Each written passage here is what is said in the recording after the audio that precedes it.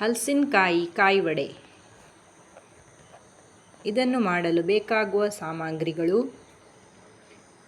ಹಲಸಿನಕಾಯಿ,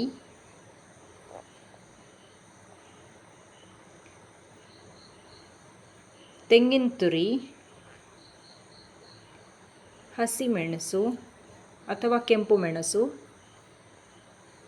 ನೆನೆಸಿಟ್ಟಂತಹ ಅಕ್ಕಿ. ಮೊದಲಿಗೆ ಮಿಕ್ಸಿ ಜಾರ್ನಲ್ಲಿ ನೆನೆಸಿಟ್ಟಂತಹ ಅಕ್ಕಿ, ಅದರ ಜೊತೆಗೆ ಹಲಸಿನಕಾಯಿ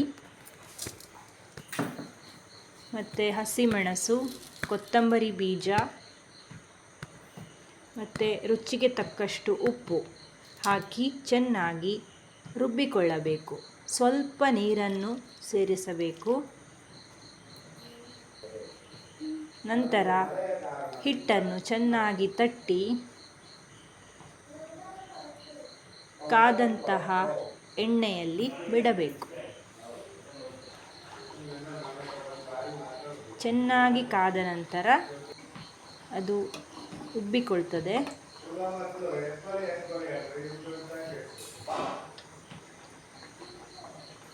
ಕೆಂಪಾಗಿ ಕರಿದ ನಂತರ ಅದನ್ನು ತೆಗೆಯಬೇಕು, ಎಣ್ಣೆಯಿಂದ ತೆಗೆಯಬೇಕು. ಈಗ ಕಾಯಿ ವಡೆ ಸವಿಯಲು ಸಿದ್ಧ. ಇದು ನೋಡಿ, ಚೆನ್ನಾಗಿ ಉಬ್ಬಿಕೊಂಡಿದೆ.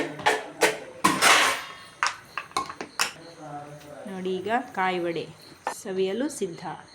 ಟೀ ಜೊತೆ ತುಂಬ ಚೆನ್ನಾಗಿರ್ತದೆ.